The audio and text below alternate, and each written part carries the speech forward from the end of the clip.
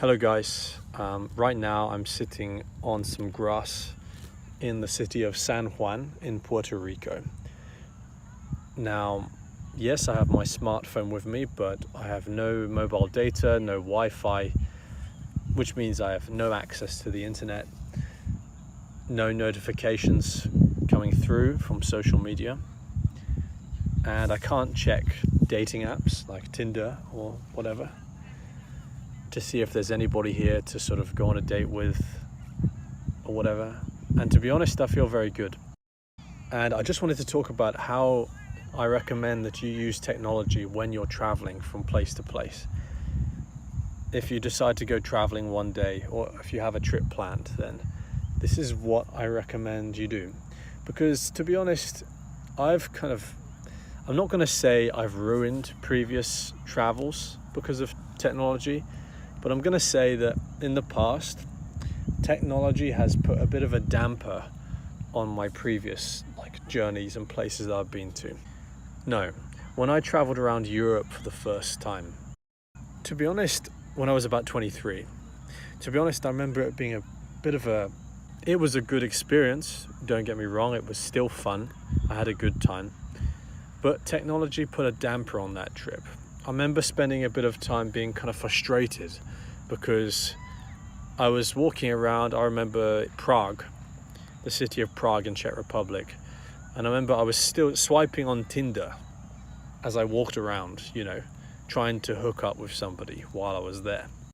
Because I could not get any good matches. At that time, my dating profile on Tinder was not very good. I could not get any matches, really. Well, I got a few, but not many. It kind of made my time in Prague frustrating. And I would have been better on that trip just to kind of connect with the people around me, the people in my hostel, strangers on the street. I'm in a new city, you can meet people just out. But I was so focused on my dating apps that I kind of didn't do that. I was kind of in my own bubble, walking around this amazing city. Prague is so nice. It was the middle of summer. But I remember I spent a lot of time frustrated on that trip, and that was because of how I was using technology. Now, obviously, when you go traveling, it's only natural that you want to take a few photos, right? You want to take photos to remember the places that you've been. But be careful with this, because in a way, the camera on your phone can sort of replace your memory.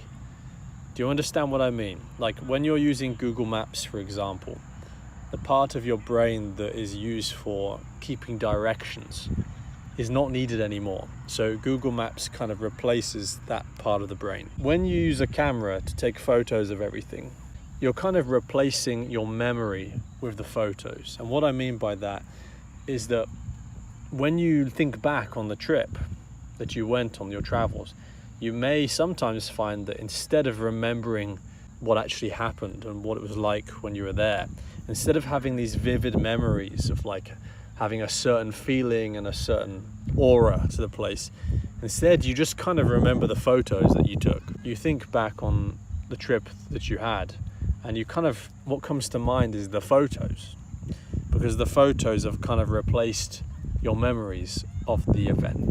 Now, anyway, of course, it's only natural that you want to take some photos, yes, to remember the event, but also I know that you want some photos to show everybody on social media where you are, and to show everyone, you're the kind of person who travels, right? There's a part of you that is taking photos for that reason, right? You want to show people that you're the kind of person that travels. You want people to think of you as an adventurous kind of person, right? That's one of the reasons you're taking photos, because you want to upload them to social media. Maybe you want to upload them to a dating app to show your dates that you're a well-traveled guy or woman. That's okay, you can take your photos, but I would warn you against obsessing over them.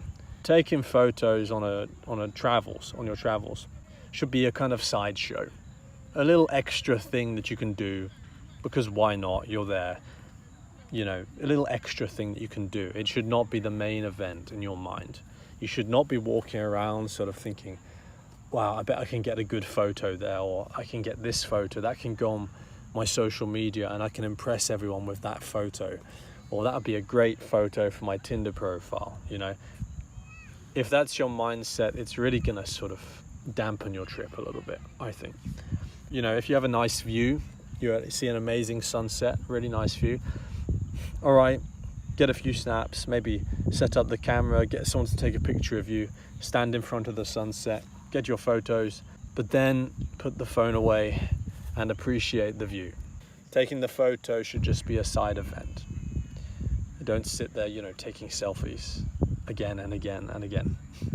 In the same way, obviously, when you travel to somewhere new, if you're a single person, especially if you're a single guy, it could be a good idea to sort of take advantage of dating apps, because to be honest, it can be a good way to meet people locally. If you're not so good at speaking to strangers that you've never met, approaching a girl face to face, I understand that can be very hard. So sure, use Tinder or Badoo or OkCupid or whatever you want to meet people while you're there.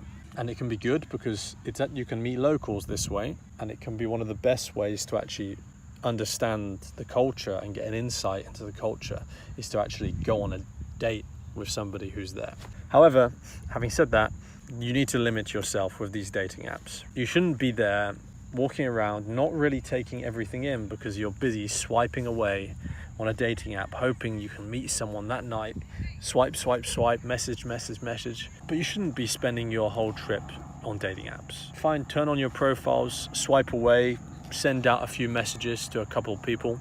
But it doesn't matter if you get a date or not on that night. If you do get somebody who wants to meet up with you, okay, cool, go ahead and meet them. But if you don't, that's fine. You know, put the dating app away and enjoy the city by yourself. And remember, you can meet people in the real world, in reality. If you go to a tourist attraction or something, you can start a conversation with somebody. You can do this. If you try staying in a hostel, you can definitely meet people there. To be honest, it's probably a much better way to meet people. Swipe a few times, drop out a few messages, see if anyone wants to meet up. If they don't, no worries. Go and find something else to do on your trip. I'll give you one more tip while you're traveling. This could be a good idea if you're somebody who often watches a lot of porn, a lot of pornography. I recommend that if you're going to go on a trip somewhere for 1 week, 2 weeks, or even 3 days, okay, that you make a commitment that at least during your travels, that you're not going to watch any porn while you're traveling somewhere. It doesn't make any sense. There is no justifying watching pornography while you're traveling in an amazing place. So you can make a commitment that for that time you're not going to watch any porn. Because when you get such big dopamine hits with something like pornography, it's going to make it harder to actually enjoy the trip. So that's probably the end of my little talk here. I decided to just record this because I'm just out and I'm looking at the stars and I'm feeling very calm, very relaxed. And I thought to myself, why am I in such a good mood? What is this? You know, why do I feel so awake? Why do I feel so alert and awake? What is it? And then I realized that number one, I haven't had Wi-Fi for the whole day. I've had no connectivity for the whole day. I haven't watched pornography in about 3 weeks ago. It's been a long time. And I haven't really been exposed to much dopamine technology for about 2 or 3 weeks. I just realized that I feel really great. I'm not going to say I feel super happy, but I feel neutral. There's a good sense of neutrality here. That's usually how I feel when I'm away from technology. It's not that I feel fantastic and happy. It's that I feel calm, present, and neutral. Right? I'm not really thinking too much. I'm just kind of enjoying my surroundings. And this is by myself. When I go meet some people later, I'll probably be even more happy. I recommend that if you do go traveling, you spend a day either without your smartphone, you can leave it in your hotel or hostel, or you can just simply purposefully not buy any mobile data so that you have no internet access, or simply turn on airplane mode and spend the whole day, let's give it like 6 or 7 hours without any internet connectivity, and then just notice how you're feeling during the day. I guarantee that after 1 or 2 hours, you'll start to notice a slow shift in the way what you're thinking about and the way you're feeling. You will notice a slow shift in your thoughts and your feelings. I think that's it.